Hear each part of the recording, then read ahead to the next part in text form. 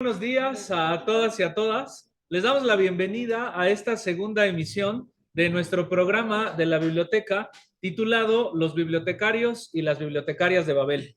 Un programa que tiene la finalidad de poder darles a conocer a nuestra comunidad estudiantil y también docente todas las novedades que han llegado a nuestra biblioteca con la finalidad de que ustedes puedan disfrutar de ellos y, por supuesto, que se los lleven a casa y hagan pues unas excelentes lecturas.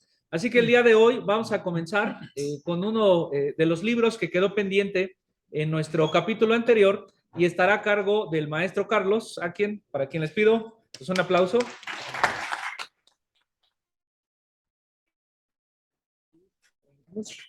Bien, buenos días. Espero que su mañana haya estado muy bien. Es viernes de reflexionar, viernes de pensar un poquito sobre los libros.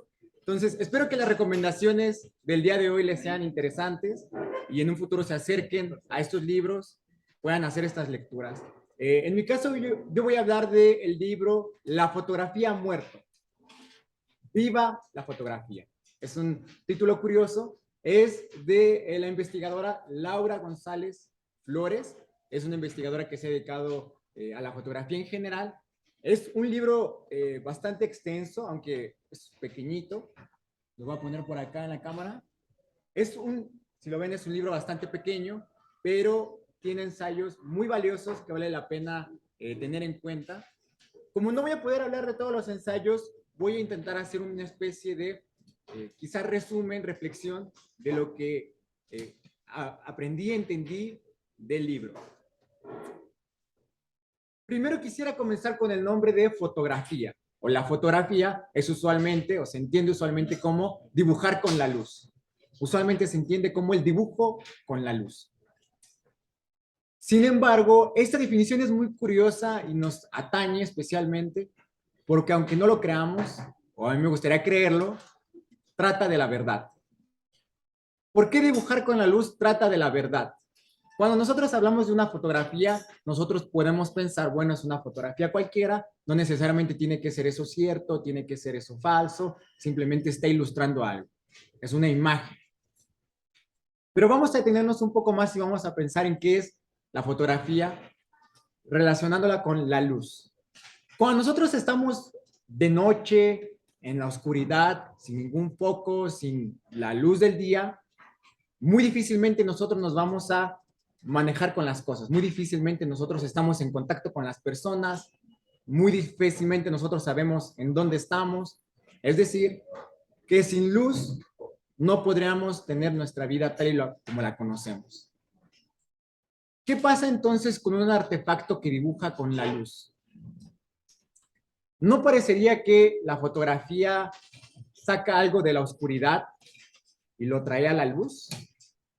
Cuando nosotros nacemos incluso decimos que se ha dado a luz, como si nosotros estuviéramos en la oscuridad y fuéramos a la luz. Parece que la fotografía hace algo muy similar con el conocimiento, porque hay cosas que nosotros vemos, cosas cotidianas, pero lo que hace la fotografía es tomar algo muy particular y sacarlo a la luz, porque lo dibuja con la luz, hace que resalte con la luz. Por eso las fotografías, aunque nosotros no las consideremos como conocimiento, podría ser, tratan de cosas que tienen que ser vistas, pensadas y tomadas en cuenta.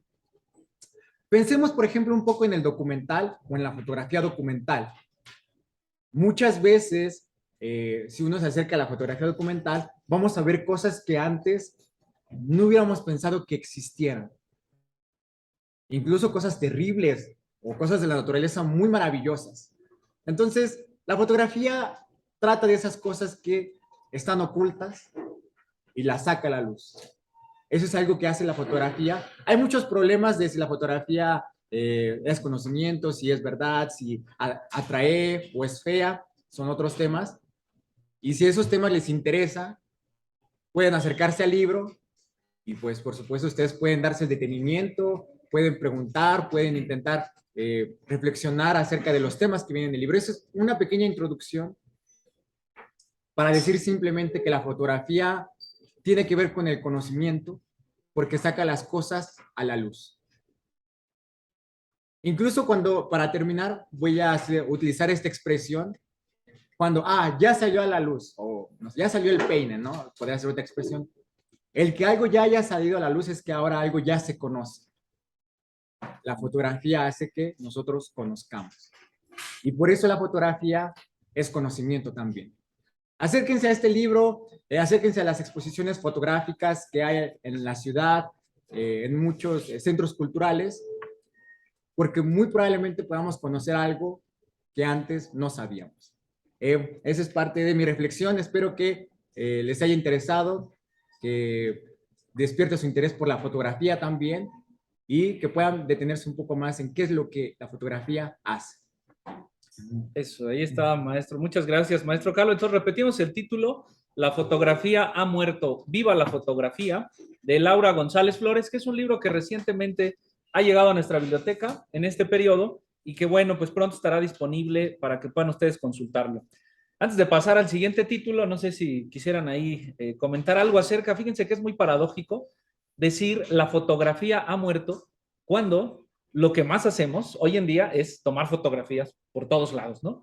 Y pensaba también en esta posibilidad que se ha ampliado de poder llevar la luz a lugares donde no podíamos poner el ojo, ¿no? Pensemos en las fotografías que recientemente se han publicado del telescopio, que ha retratado pues partes muy remotas de nuestro universo.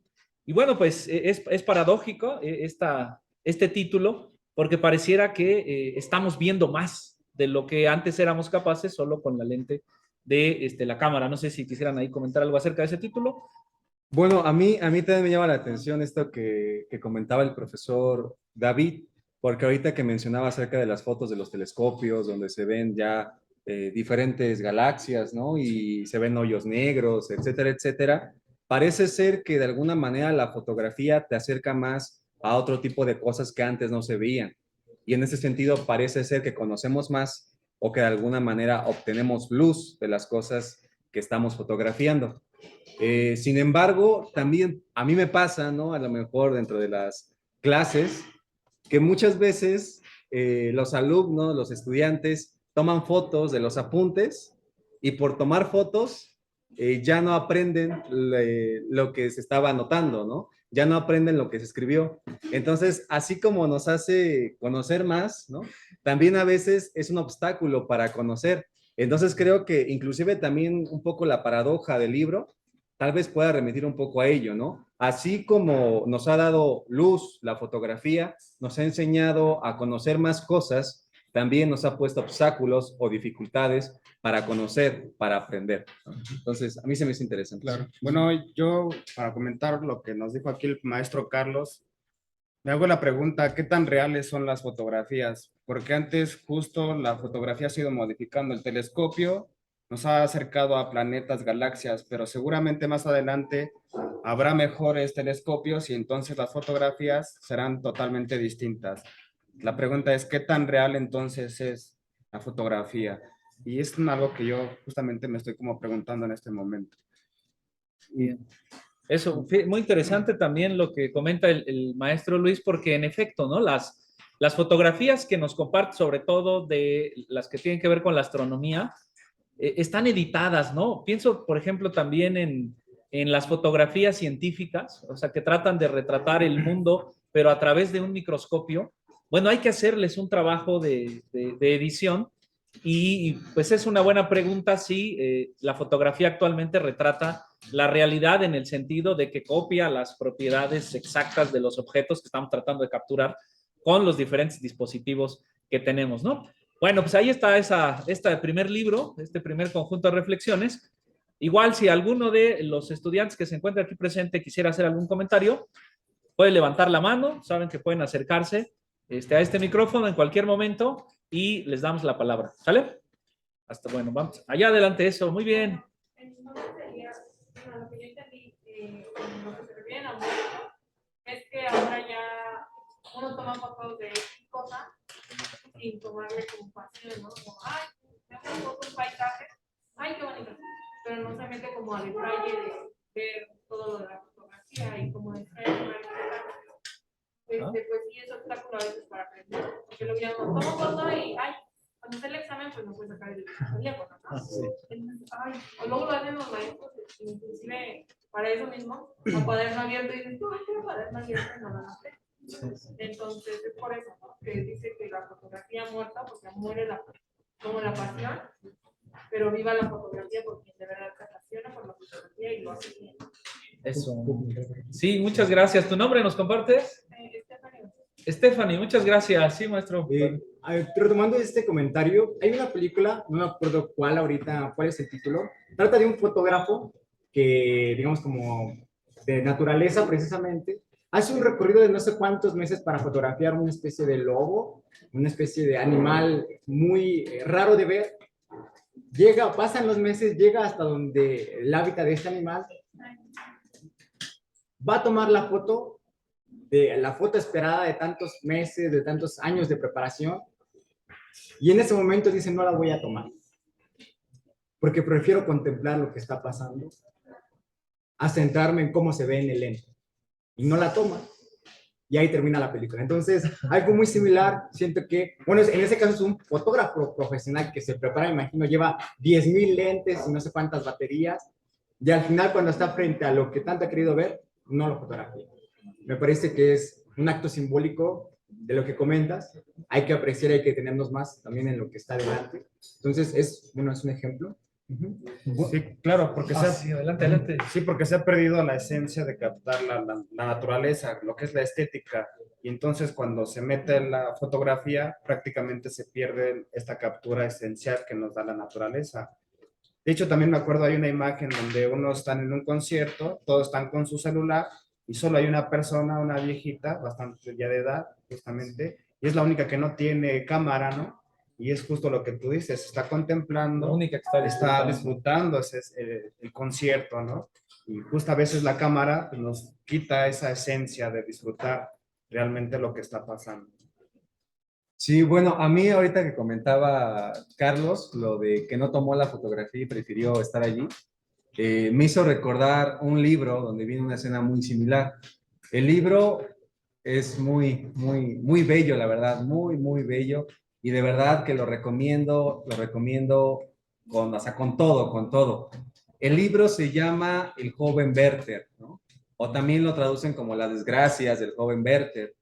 Y es un joven, ¿no? Así como ustedes, que está enamoradísimo, ¿no? Y está los sentimientos a todo color, ¿no? A todo volumen.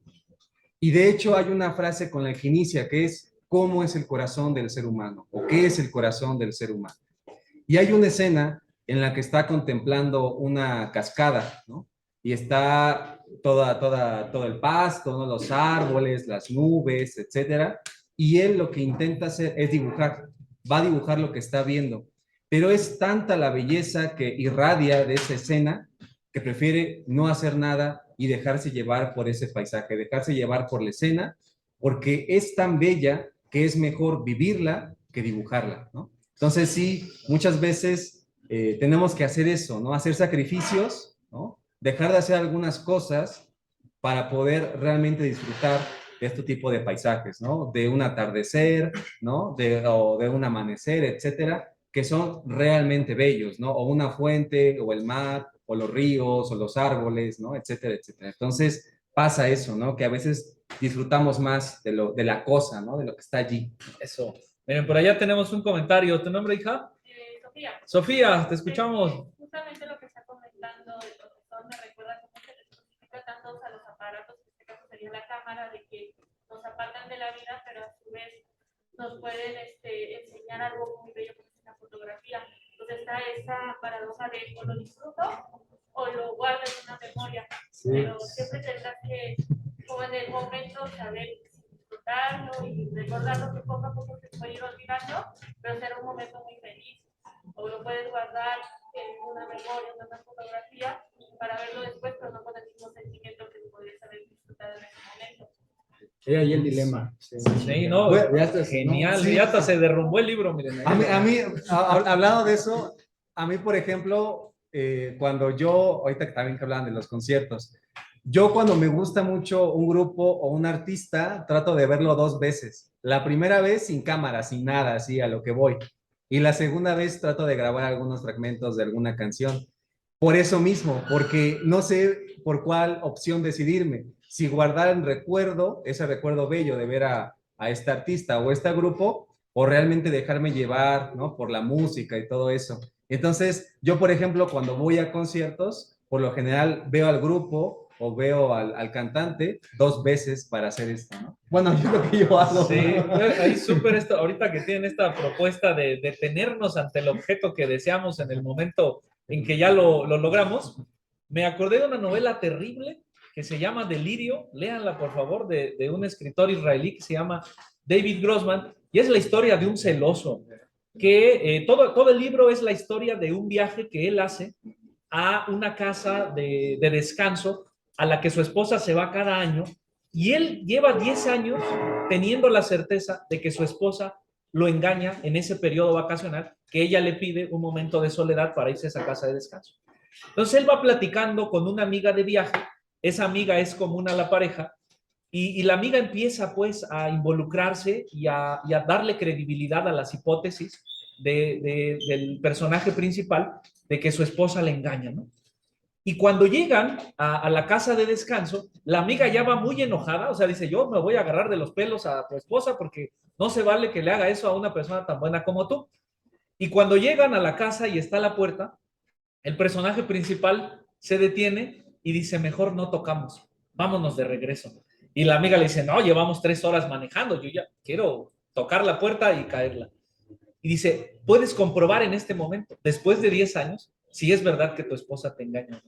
Y entonces él da la vuelta, se sube al coche y le dice, no, no quiero saberlo porque aún, y si yo tocara y ella estuviera sola, yo sé que ella me engaña.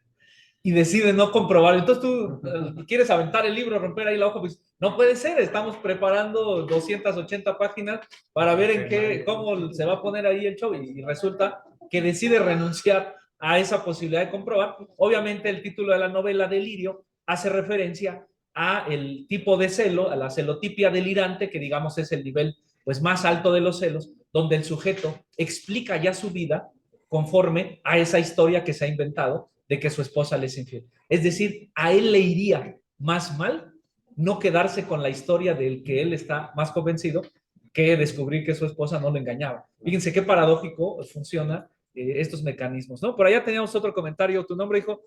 Uriel. Uriel, gracias. Adelante. Me gustaría igual retomar lo de la fotografía, que precisamente era, ¿por qué guardarlo en una memoria física cuando lo podemos guardar en una memoria, pues, psicológica, ¿no? Sí. Cuando, por ejemplo, si nada más lo podemos guardar en una memoria física, para mostrarle a alguien más que voy a tal lugar, cuando, por ejemplo, puedo comunicarse con ella y expresarle ese sentimiento que tuve. Y a lo mejor no lo puedo hacer cuando lo guardo en la memoria física si ya se perdió la cámara o el teléfono. Entonces, creo que también no tomar fotografía y vivir el momento sirve también para expresarme, ¿no? Para expresar los sentimientos que tengo y poder comunicarme con los demás. Eso, ahí está, pues esos dos bandos en los que nos hemos dividido el día de hoy. Sí. Quisiera agregar algo a tu comentario, muy particular. Esto está en el libro de Rilke, Cartas a un joven poeta, así se llama el libro. Voy a retomar lo que dices un poco entre guardar un recuerdo, una fotografía de manera digital, digamos en tu memoria, en la cámara, o tener una especie de experiencia guardada personalmente. Lalo ha insistido muchas veces en la memoria o aquello que se guarda en el corazón.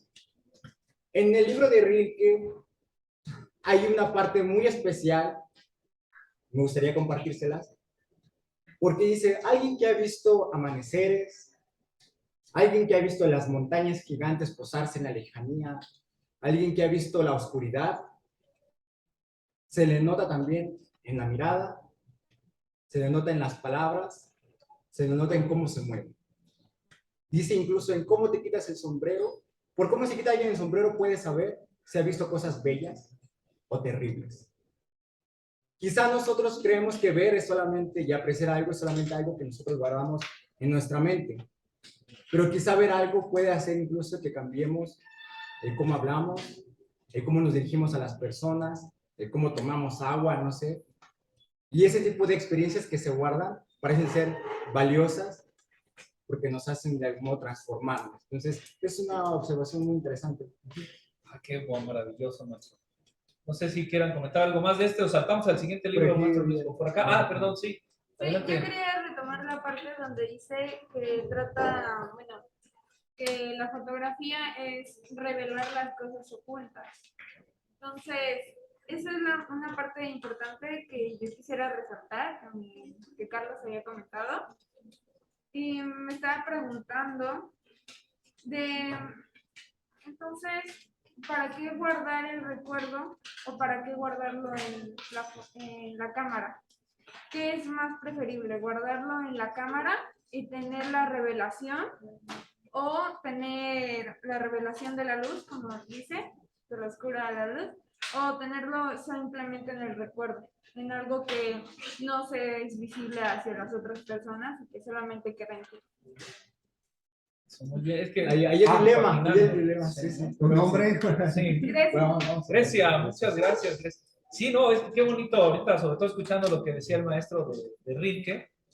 O sea, pareciera que la fotografía está muerta cuando la guardamos en un dispositivo, pero en el recuerdo se mantiene encendida, ¿no? O sea, como si mantuviera ese halo de luz que cuando fue capturada, pues le dio vida, ¿no? Entonces, pues maravilloso eso, maestro Luis, adelante. Sí, yo nada más algo para... Estamos diciendo que la fotografía revela, nos saca a la luz, pero también creo que podría ser lo contrario, ¿no? Justamente puedes captar un momento y ocultar la Hacer otra un parte, secreto. ¿no? Justamente, y eso creo que pasa bastante con los noticieros, ¿no? Que solo te muestran una parte y ocultan todo lo demás. Entonces ahí justamente otra vez estamos como, ¿qué tan cierto es que me revela la luz? O lo oculta, ¿no? Pensemos en las fotografías de los campos de concentración o de los actos ruines de la humanidad, están en secreto, ¿no? Maestro, no sé si pasamos a otro libro porque siempre pasa lo mismo, nos salen muchos en el camino y qué bueno, pero ahí está el del día de hoy. Claro, bueno, a mí me tocó presentar un libro que se llama La madre del metro y otros cuentos. Aquí lo pongo junto a la cámara. Este es de un profesor que me dio clases en la FES Acatlán.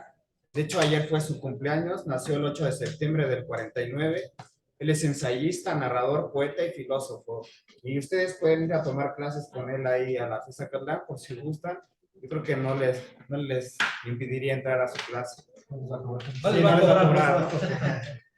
Bueno, en realidad son 3 pequeños cuentos que ustedes los pueden leer así prácticamente hasta en 1 hora, rapidísimo los pueden contar. El primer cuento se llama La madre del metro y otros cuentos, el otro se llama La infancia interminable y el último que se llama Manual de lujuria.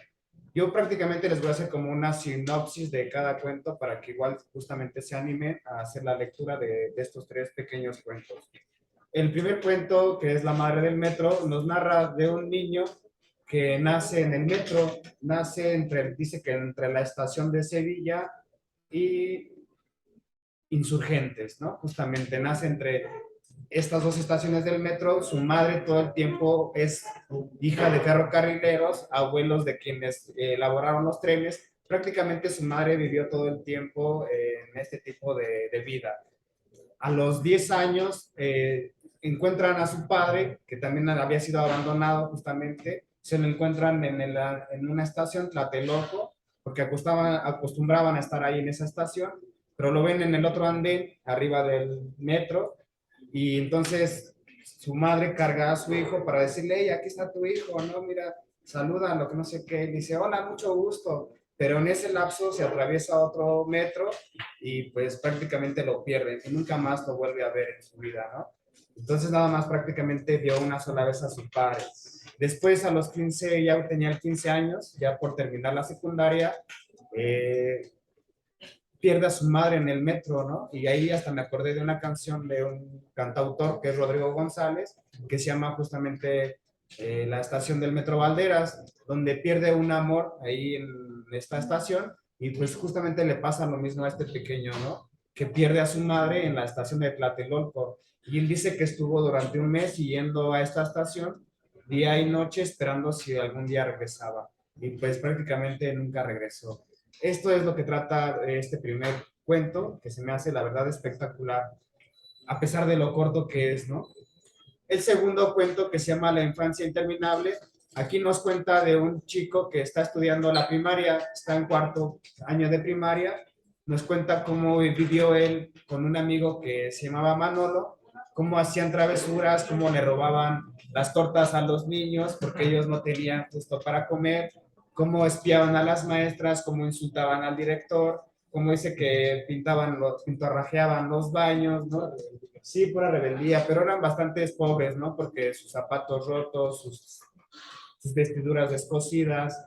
Y lo que pasa a este chico es que reprueba año, reprueba cuarto año, y entonces su amigo Manolo pasa a quinto. Y en ese lapso de que reprueba justamente se separan, pierden como la amistad, ¿no? De hecho, también acostumbraban a juntarse no solo en la escuela, sino fuera de la escuela. Eran muy amigos, de hecho dice, más que amigos, eran hermanos. Pero justo al cambiar de grado, pues se rompe esta amistad.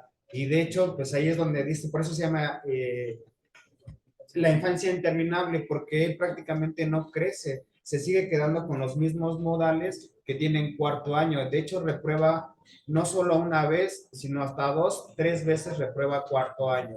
De hecho, Manolo, su amigo, ya va en segundo de secundaria y él sigue en cuarto de primaria, ¿no? Y sigue teniendo los mismos comportamientos, le sigue robando las tortas de los niños, pero también ya niños que les había robado la torta, ya lo alcanzaron y ahora llegaba la venganza de aquellos niños que les había robado la torta.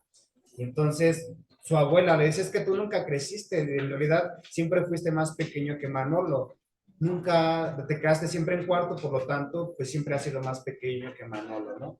Pero justo esto le frustra, este rompimiento de amistad con Manolo, lo frustra y de ahí que de hecho dejara también sí de hacer cosas que había hecho con Manolo. Es muy brevemente este segundo cuento. Y el tercer cuento que es se llama El Manual de Lujuria. Aquí nos habla de un personaje, este cuento sí es bastante erótico, porque nos describe cómo seduce a las mujeres. Es impresionante cómo dice que mientras seducía a una mujer, le contaba el poema 20 de Pablo Neruda. Y le iba narrando el poema, le iba contando el poema de Pablo Neruda, mientras iba desnudando a la mujer. Dice que conocía todos los espacios de la ciudad escondidos para poder hacer el amor. Hasta en los panteones se metía a hacer el amor, ¿no? Y conocía hasta las criptas. Dice, esta cripta que no tiene como bordes, ahí conviene hacer el amor. Decía, ahí está bien, ¿no? Para hacer el amor. Y justamente, pues, este personaje, hasta los 50 años, dice que perdió la cuenta de cuántas mujeres se había metido, ¿no? Y dice que cometemos un error para seducir luego a las mujeres. Dice que el peor error es insistir tanto y dejar de insistir, ¿no? Entonces tienes que estar ahí como que en el nivel intermedio. Y de hecho, que él fuera rechazado era un elogio para esta persona. Y de hecho, ya para terminar el cuento, él termina y se muere haciendo el amor, ¿no? Y justamente narra cómo toda esta descripción, cómo va desnudando a la persona, es totalmente, por eso es tan erótico, cómo lo desnuda y cómo dice que se le va parando el corazón y va quedando muerto al momento que va haciendo el amor. Está la verdad que muy bueno, a pesar de que es muy corto, ¿no? Y bueno, esos son los 3 pequeños cuentos que nos narra aquí Óscar de la Borbolla. Eso, ¿no? Óscar de la Borbolla, no sé, había mencionado al maestro. Sí. Feliz cumpleaños, ¿no? Feliz Feliz cumpleaños, le cumpleaños a deseamos, Óscar ojalá Borbolla. nos vea. Y a ver si viene un día, lo invitamos aquí a los bibliotecarios y bibliotecarias de Babel, es buena onda. Y vean, este libro, les platico, es de la colección Vientos del Pueblo, que nos llegó el año pasado, del Fondo de Cultura Económica. Seguramente han visto por ahí a Paco Ignacio Taibo platicando acerca de muchos de los libros que integran esta colección, y su característica es, vale 12 pesos, ¿no? Fíjense qué barato, ¿dónde? Creo que eso cuesta el pasaje todavía 12 pesos, la ruta más corta, ¿no? en el Mercado de México. 15 pesos nos quieren cobrar. Bueno, pues ahí está, vamos a platicar acerca de estos temas de el metro, la infancia interminable y la lujuria. Yo me recuerdo ahorita uno de los cortos que se encuentra en una película, vamos a películas recomendables, que se llama París te amo, que precisamente es la experiencia, no sé si la han visto, uno de los cortos, sucede precisamente en el sistema de metro de París, y es la historia de un chico que, estando exactamente del otro lado, comienza a notar el coqueteo de una francesa, él es extranjero, y la francesa le está coqueteando, ¿no? Entonces él se está animando, pero dice, híjole, pero no, que me salte yo aquí las vías del metro, y entonces él pues está pues ya completamente flechado por ella, y cuando va a pues, darse la vuelta, así como sucede aquí en las estaciones del metro de la Ciudad de México, para poder alcanzarla, aparece su novio, ¿no? Estaba del otro lado, en el extremo opuesto, y le pone una paliza, ¿no? Es muy divertido esa película. Tiene cortes muy bonitos y muy geniales. La intención era poder enamorarse de París a través de esos cortos. Y es una película muy recomendable. Y otra, y con eso cierro el comentario de Metro para ver qué nos platican los maestros. Hay una película que se llama Moebius y que es la historia de todo un metro que desaparece en el sistema perimetral de Buenos Aires. Y nadie se explica eso, porque un tren completo de una estación a otra ya no apareció. Entonces cierran todo el sistema, hacen una búsqueda secreta y detrás de eso hay un matemático, un topólogo que ha construido, el diseñador de la red perimetral, construyó unas vías con la forma de la banda de Möbius, si ustedes han escuchado, es una de las superficies más famosas en matemáticas, que no tiene derecho ni al revés, no es posible orientarnos en ella. Por lo tanto, es posible desaparecer y estar en esa misma banda de Möbius, pero sin ser visible, ¿no? Entonces, muy interesante cómo explican la desaparición de ese tren con todo y pasajeros.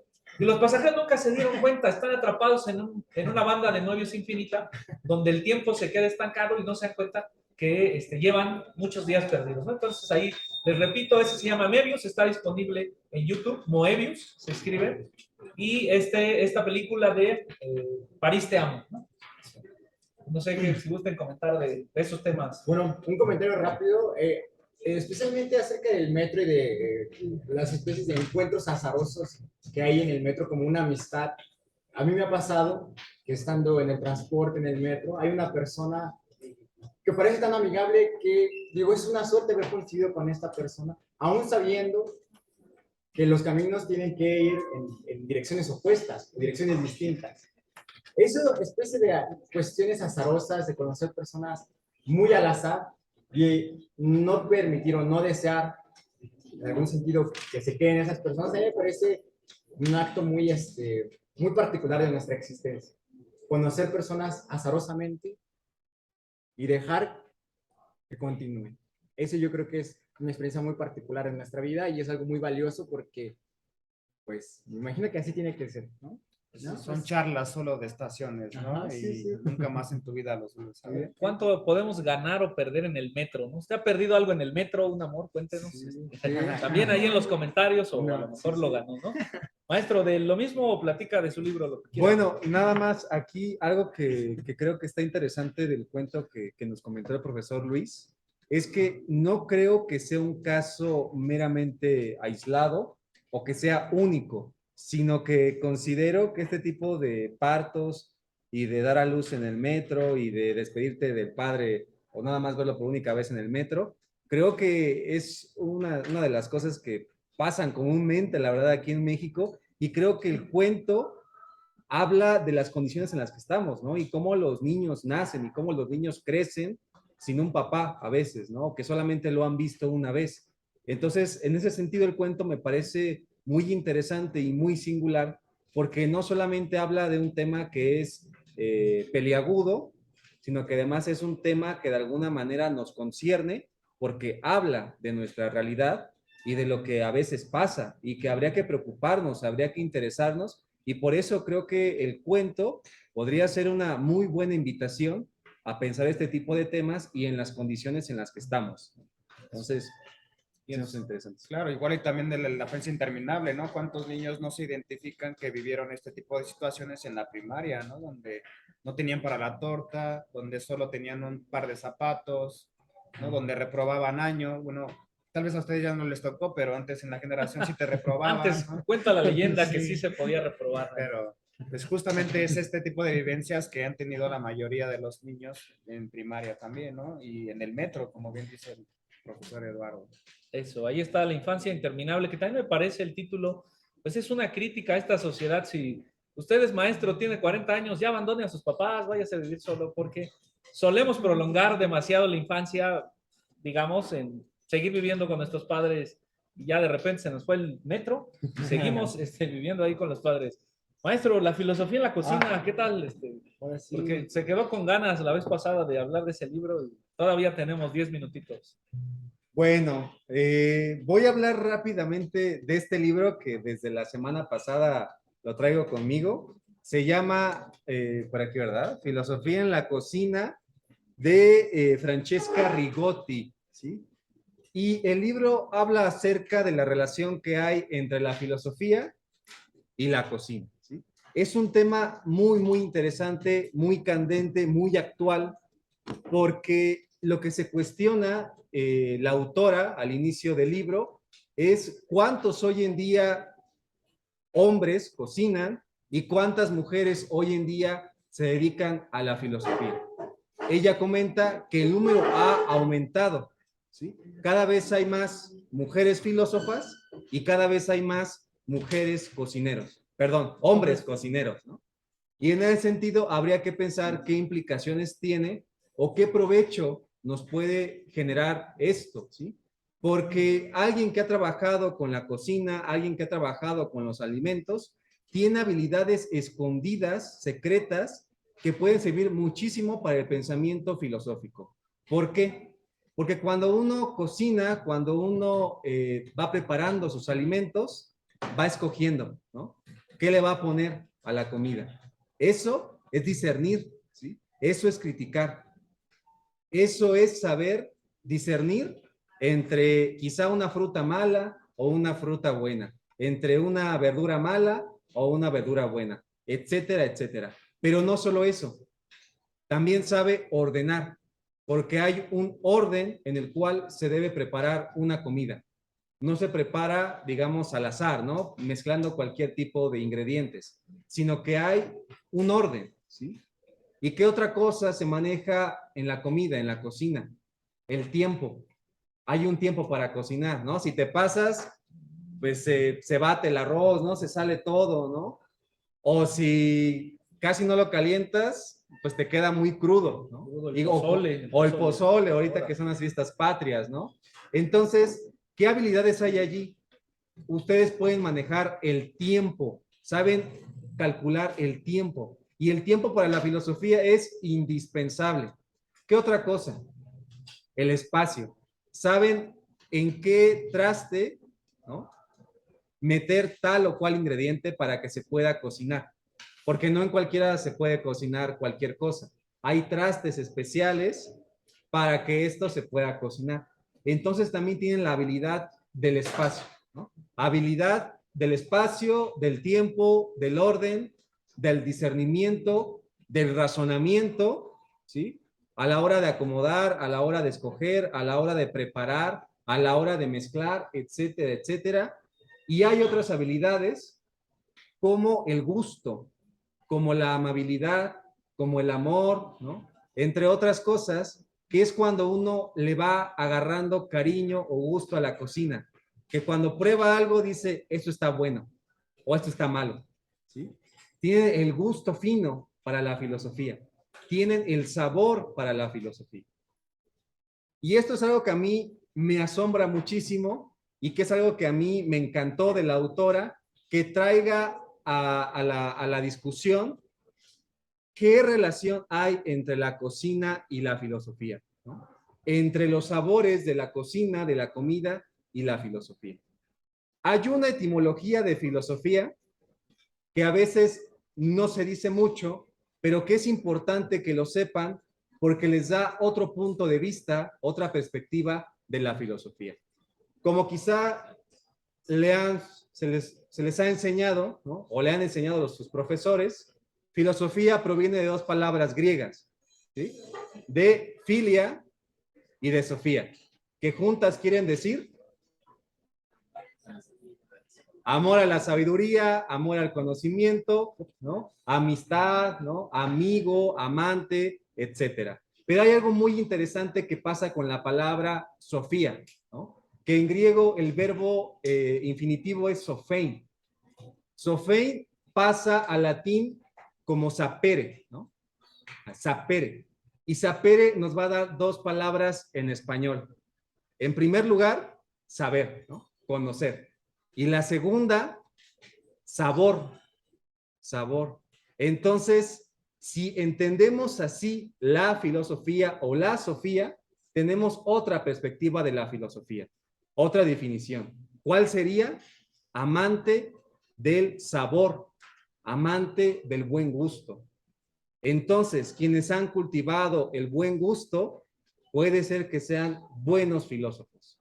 Las mujeres, dice Francesca Rigotti, han cultivado muchísimos años, durante muchos siglos, la cocina, los alimentos. Y ellas son las que pueden filosofar de otra manera, las que pueden ser amantes del buen gusto, amantes del sabor. Y en ese sentido es muy provechoso, muy necesario, yo diría, que las mujeres se acerquen más a la filosofía porque nos dan los ingredientes correctos para poder filosofar. Entonces, yo los invito, las invito a leer este libro que se llama Filosofía en la Cocina y creo que ya, ¿no? Es el tiempo, ¿no? Perfecto, muy Ojalá bien. se animen, ¿vale? Ahí está, pues vamos cerrando y hacemos igual una ronda de Sí. comentarios finales sobre este. Yo ahorita me acordé de un filósofo, Enrique Dussel, que dice que también la filosofía empieza en el estómago, porque justo si tú no tienes satisfecho el estómago, no puedes pensar, ¿no? Entonces, por eso es el punto de partida. Y por otro lado, que la gastronomía prácticamente también debe ser considerada un arte, por todos los elementos que tú nos acabas de mostrar. Claramente, la gastronomía es un arte que no ha sido considerada, ¿no? Nada más nos dicen que existen 7 tipos de arte, cuando en realidad puede entrar ahí sin lugar a dudas la gastronomía. Y ya entra dentro de la misma rama de la estética, que es parte de la filosofía. Y pues también lo menciona este Enrique Dussel, ¿no? Es algo que quería mencionar. Bien.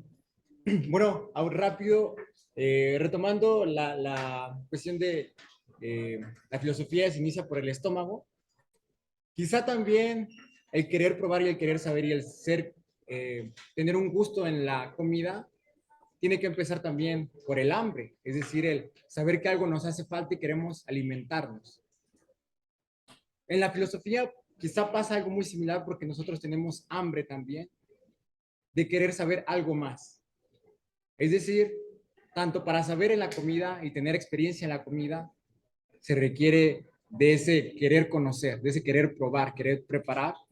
Muy probablemente en la filosofía tendríamos que empezar con, hay algo que nos hace falta, tenemos hambre de conocimiento y también por eso queremos probar, por eso también queremos saber, saborear. Entonces, Eso. Pues sí, yo también sería de esta idea contraria a lo que decía el maestro Luis de Dussel, que yo pensaría que también el hambre o la carencia es una buena condición para producir, ¿no? Recuerdo esta anécdota pues de Gabriel García Márquez cuando quería publicar sus 100 años de soledad, sabía qué pagar y para poder hacer eso él tuvo que empeñar el refrigerador y la esposa ya nomás lo miraba feo porque seguía la licuadora y la televisión y se estaban quedando sin nada y costaría trabajo creer que una obra tan monumental hubiese sido concebida desde la precariedad. Tenemos allá una participación. Por acá también. Okay. Bueno, también creo que se podría relacionar con, por ejemplo, la comida. No todos la preparan igual, ¿no? Es como un libro, no todos tienen los mismos ingredientes, los mismos opiniones. Por ejemplo, un platillo típico, ¿no? A una persona le puede gustar, pero otra no. Y en la filosofía puede que, por ejemplo, un conocimiento que yo obtuve me gustó haber adquirido ese conocimiento, pero a otra persona no le pudo haber gustado adquirir ese conocimiento. Sí, ¿qué sabor tendría el ser y la nada? Bueno, por ejemplo, ahorita que son que van a ser las fiestas patrias, a mí me gusta más el pozole rojo, ¿no? No, bueno, sí, a mí me gusta, pero hay gente que le gusta más el pozole blanco, ¿no? O el verde. Y hay gente que le gusta más que le echen puerco, ¿no? Y a mí me gusta más el pollo. Entonces, es muy interesante lo que mencionas, porque efectivamente algo así también pasa con la filosofía e inclusive con los conocimientos, que a cada quien le gusta cosas distintas y se van a interesar por distintas cosas, ¿sí? Y no por ello es menos o más el otro, sino que cada uno tiene su propia regla del gusto, ¿no? Su propio tipo de conocimiento que le agrada. Entonces, pues como ven, hay muchas formas de saber, ¿no? Hay muchas formas de comer y hay muchos tipos de gusto, ¿no? Entonces, pues ojalá escojan el mejor, ¿no? El que a ustedes les guste, ¿no? Allá tenemos una más. Hola, Vanessa, sí. Por ejemplo, cuando una comida está muy chistosa, dicen, ay, estoy muy enojada cuando me fui. O cuando está muy chistosa, dicen, ay, la hiciste con amor. Entonces también la comida se refleja los sentimientos. Ese componente de afectividad. ¿Sí? Sí, sobre todo se relaciona con la parte de la estética, ¿no? Que es ahí el sentimiento que uno quiere expresar hacia los demás, ¿no? Por eso pasa a ser una obra de arte. Como yo publico- produzco un sentimiento en el espectador, ¿no? En este caso del comensal, ¿no? ¿Qué sentimiento le estoy provocando al momento de que él está comiendo? Y, Listo, adelante. Es como, por decir, cuando quieres impresionar a la suegra, tu mejor comida, ¿no? Así, en cambio, cuando quieres correr a la novia de tu A la hermana, sí. haz una comida fea. Ay, no, Los mensajes en la comida. sí. creo que ahí es cuando, bueno, cuando se pone, que uno se siente identificado con la comida, yo voy por ello. Pues en cambio, ellos dicen, ay, no, yo no quiero, yo quiero. Entonces, esto es lo que son los ingredientes, ¿no? Dependiendo también de, pues, de lo que tú hayas vivido o de lo que piensas. Sí. Si se lava o no se lava las manos, ¿no? Luego a veces la mejor comida. La de los hindúes. La de los Sí. cucharas, hay mano, nada más. Sí. O los árabes, ¿no? Que tienen que eruptar para dar las gracias, ¿no? Que es algo Gracias, sabroso. Gracias, Ay, mamá. Y Ahí eructa. atrás, mira. Fuerte, fuerte. Sí. Primero, respecto al libro, es hacer una analogía con la vida. Que la vida está en movimiento, esto no se detiene. Entonces, cuando el protagonista nace, se dice que nació entre dos estaciones. Para mí eso representa la vida de su madre. Ella está justo en una etapa de empezar otra nueva. La vida de su madre ya está en movimiento y la de él apenas va a empezar a entrar en movimiento y nunca se va a detener. Por eso me gusta mucho cómo menciona el hecho de que la vida de sus abuelos también estaba en movimiento y la de sus padres también. Siempre están en el medio. Ahora, la pérdida de su padre respecto a que la ve el otro ante en sentido contrario, es como ves esa persona se va alejando de tu vida. Ves esa pérdida de ahí está, pero se está yendo y yo no lo puedo detener porque la vida no se detiene. Me gusta compararlo, esa analogía de metro con la vida diaria. El segundo es respecto a la infancia interminable. Para mí eso da mucho que hablar sobre el miedo a salir de la zona de confort. ¿Por qué? Porque el protagonista se niega a crecer, a salir del cuarto año de primaria. También lo utiliza como un refugio mental o un escape a las carencias que tiene en su vida. Menciona que no tiene buena ropa, buenos zapatos, que no tiene para comer. Entonces la escuela la utilizas como medio para escapar de tu realidad. Y el hecho al miedo de crecer es porque te sientes muy cómodo donde estás. Crecer, pasar a quinto grado representa salir de la infancia y empezar a adquirir también responsabilidades.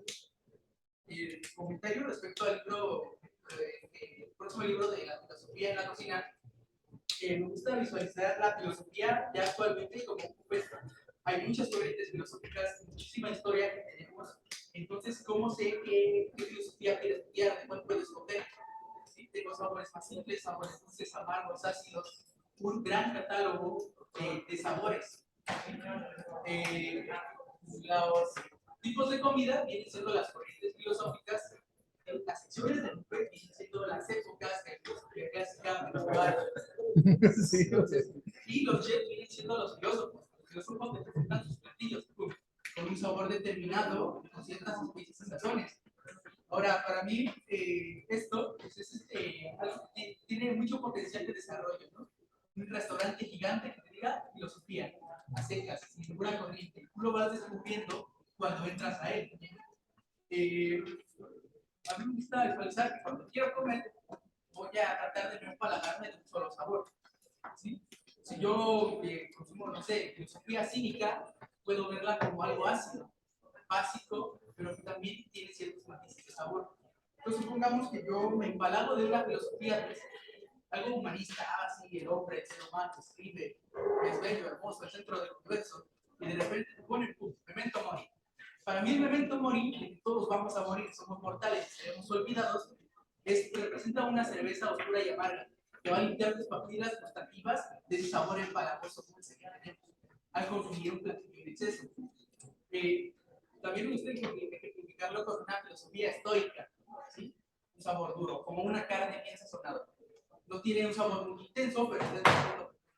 Si nos empalagamos de carne, debemos de tomar, no sé, tal vez un poco de vegetales, algo más ligero. Ir al origen con filosofía presocrática a tomar cosas más simples como el origen de las cosas por medio de la naturaleza. Pues me gusta visualizar mucho ese contexto de comida con filosofía. Eso, excelente analogía, excelente. Muy bien.